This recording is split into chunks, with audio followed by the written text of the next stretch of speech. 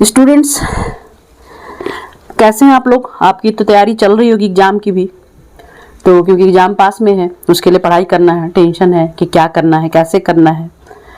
तो मैं class 7th के बच्चे के लिए लेके आई हूँ एनसीईआरटी बुक से 11.1 का क्लास 7th के बच्चे के लिए क्वेश्चन नंबर 3 और 4, 1 और 2 मैं लास्ट वीडियो में दी हूँ। आप लोग उसे जरूर देखेंगे, तभी समझ में आएगा। मैं सारा क्वेश्चन सॉल्व करूंगी ताकि आप लोग को हेल्प मिले। एग्जाम का टाइम है, सारा एक बार रिवीजन हो जाए।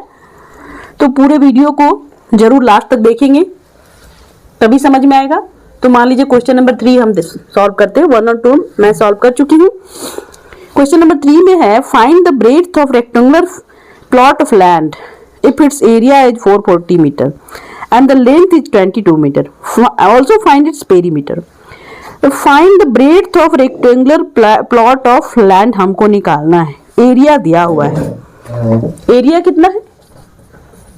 Area of rectangular plot equal to 440 metre square. Area दिया हुआ है और लेंथ भी दिया हुआ है आपके क्वेश्चन में। जो कभी भी क्वेश्चन अगर सॉल्व करना हो, किसी भी मैथ्स का सॉल्यूशन अगर देना हो, तो सबसे पहले आपको जो दिया हुआ है क्वेश्चन में उसको सबसे पहले नोट करना है हम लोग को। ये क्वेश्चन बनाने का सही तरीका है। 440 मीटर स्क्वायर दिया हुआ है, लेंथ भी दिया हुआ है। लिखेंगे हम लोग लेंथ ऑफ रेक्टेंगुलर प्लॉट कितना दिया हुआ है? 22 मीटर आपके क्वेश्चन में। अब हम लोग को निकालना है ब्रेड्थ। ब्रेड्थ हम लोग कैसे निकालेंगे? चलिए स्टार्ट करते हैं। लिखेंगे फिर से area of rectangular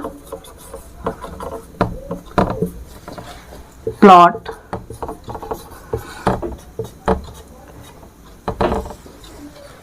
equal to 440 metre.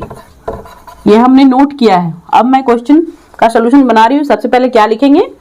इसको लिखेंगे। अब जो आपका फॉर्मूला है वो एरिया का फॉर्मूला क्या होता है? Rectangle of area, rectangular area का फॉर्मूला क्या होता है, या एरिया ऑफ रेक्टेंगल का फॉर्मूला क्या होता है? L इंटू बी, यानी लेंथ इंटू ब्रेड्थ।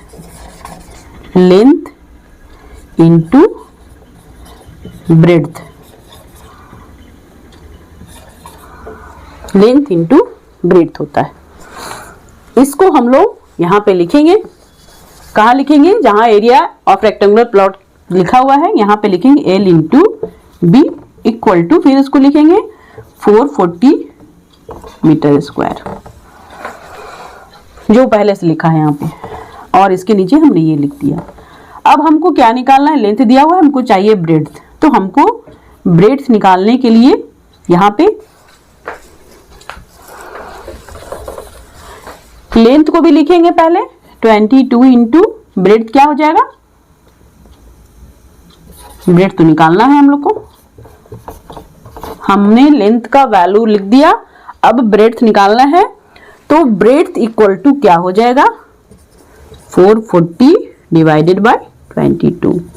ये 22 जो है इधर आ जाएगा। जो मल्टीप्लाई होता है इक्वल टू के बाद अगर इस तरफ लाते हैं तो क्या होता है? डिवाइड हो जाता है।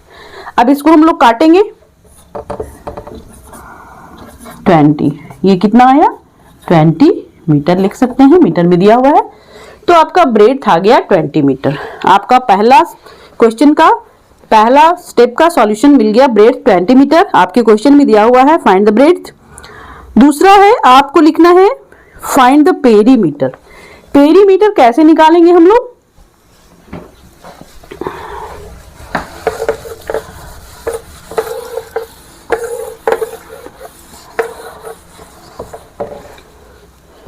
पेरीमीटर ऑफ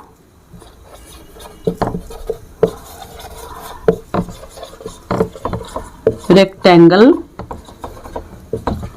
का फॉर्मूला होता है 2 इंटू एल प्लस बी।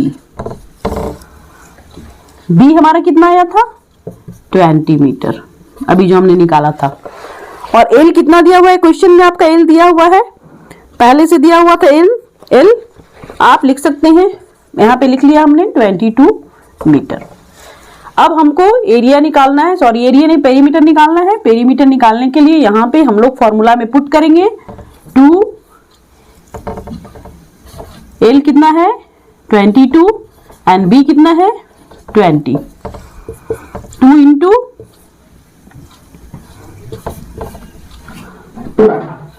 42, अगर जोड़ देंगे तो 20 20 40 और 2 42, यानी 42 दूना 84 मीटर। ये आपका पेरीमीटर हुआ। तो आपने देखा ये तीसरा क्वेश्चन भी कंप्लीट हो गया आपका, दोनों स्टेप कंप्लीट हो गया। दो चीज पूछा जा रहा था, मैंने दोनों बता दिया आपको।